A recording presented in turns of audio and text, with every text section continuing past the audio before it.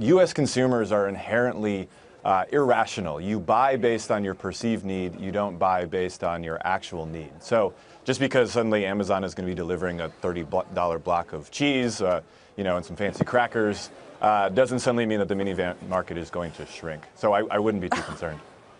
Okay, Ravi, what about you?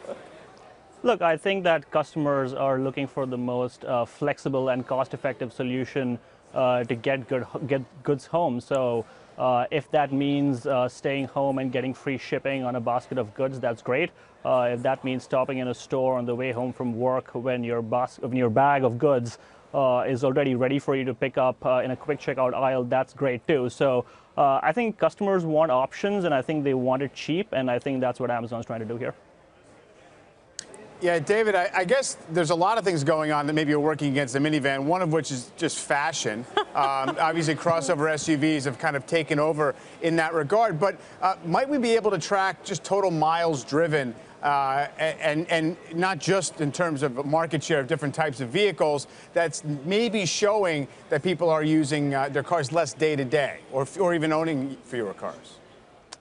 I think it's a little early to show that. I think what will really impact that is the rise and the proliferation of autonomous vehicles. And that's really going to be where you see a real change in consumer habits. Suddenly, instead of being a two-car household, perhaps you have one car that you own, and then you're subscribing to another car service.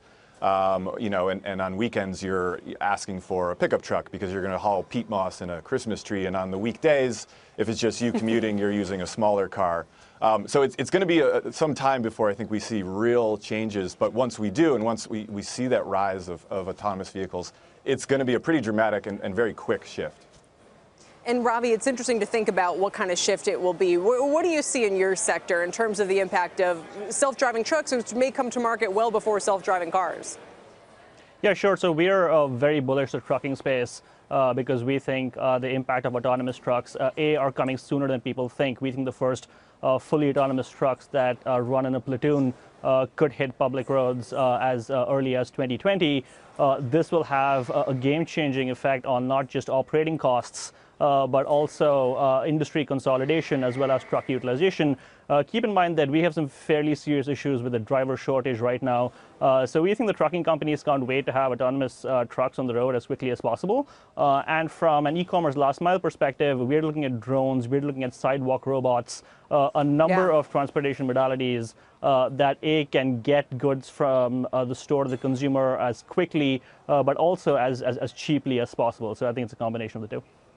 And so, Michael, there's a lot of different things going on here. And I guess the fundamental question is how much is all this contributing to less driving? Yeah. And certainly people driving less to do those kinds of errands. So, as Holman was writing in his column, there was a daily trip log kept by Atlanta residents in 2011 that showed, over a 2-day period, 44% of their trips for food were to a store or to some kind of eatery.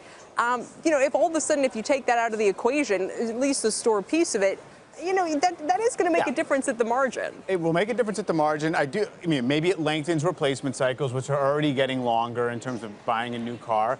And yeah, just the idea of what you need a vehicle for and what kind of vehicle you need. I do think that's going to evolve over time. Although, as a lot of people would point out, I think David might have too, that, a lot of more people have pickup trucks than need to haul things in the back. So again, I come back to the idea of perception and fashion when it comes to these things. I know.